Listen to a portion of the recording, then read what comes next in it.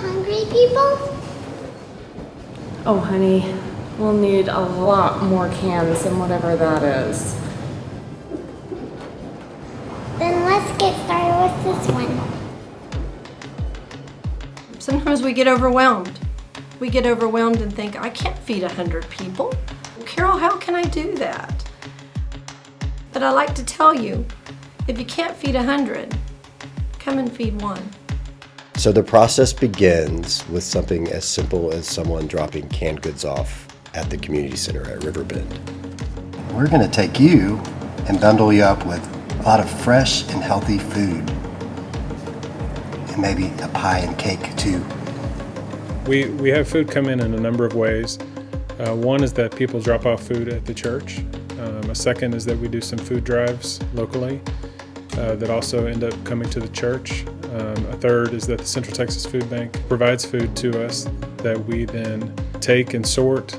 My official title at Riverbend could be volunteer coordinator. Volunteer encourager is one I like a lot. We have up to a couple hundred volunteers a week from multiple churches. That's how much it takes. Then we start an assembly process in the community center. We have seen volunteers range from the age of 6 or 7 all the way up to 80. They may not be out handing the food directly to the person in need, but they know that they are an integral step in the process. I have a special place for you. I think my role is to keep the flow going in the room and the continuum to be effortless. People would be surprised how much fun you can have with the other volunteers and the level of satisfaction at the end of the shift. Hey little guy, be patient. I have a plan to get you out of here.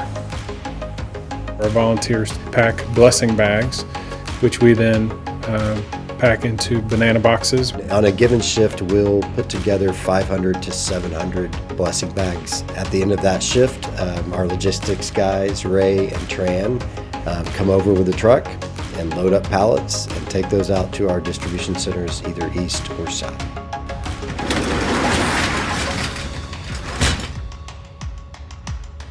From there, those items meet up with food that comes from Central Texas Food Bank, that comes from HEB, that comes from any number of other local retailers and sources.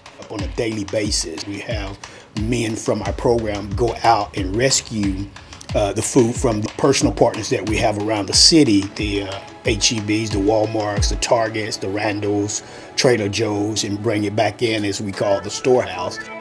Those blessing bags meet up with fresh produce, with milk, with eggs, with bread, with the Starbucks, with what other items we might get from local retailers.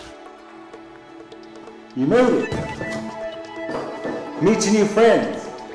Milk, eggs, cheese. So I start my day helping out of moving probably 6,000-7,000 pounds of food to the front, which includes bagging it now because of COVID. And so when they drive through, we physically hand them each and every piece of food, which is amazing in itself. Every Monday and Friday, we estimate about 310 families, just over 1,000 people a day. A lot of moving parts, and a lot of collaboration and a lot of cooperation between a lot of different entities. First and foremost is the relationship with the Central Texas Food Bank.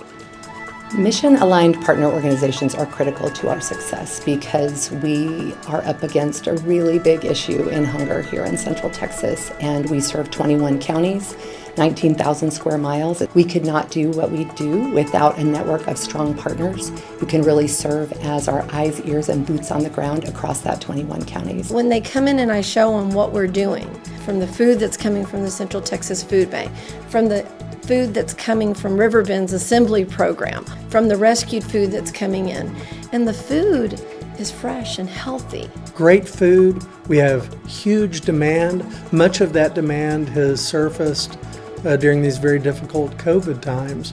But it's about bringing supply and demand together, but not only for food, but for the spiritual component. I'm always serving. When I say serving, is not just distributing food, it's dealing and interacting with people So all those hours, all that time in 105 degrees and pouring down rain, whatever it is all worth it for just a little bit of hope.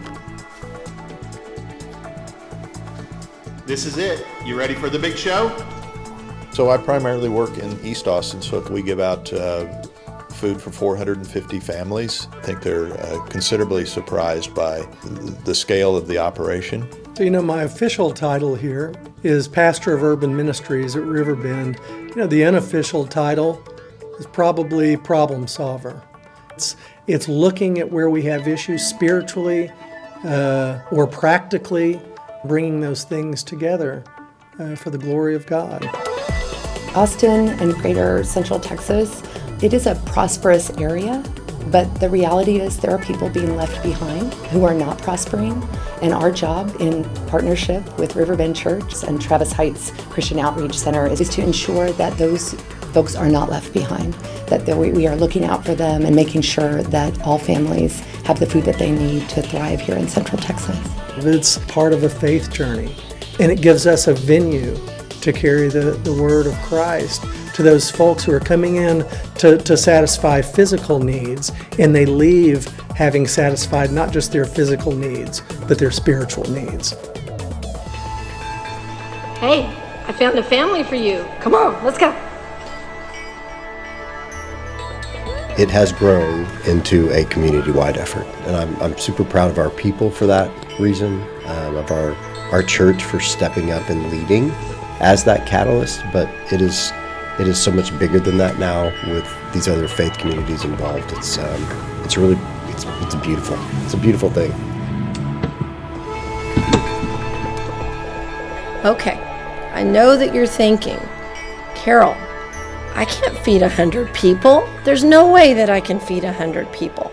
So what I'm going to tell you is just feed one. Hunger is always an issue in Central Texas, but the pandemic has created a situation that is critical.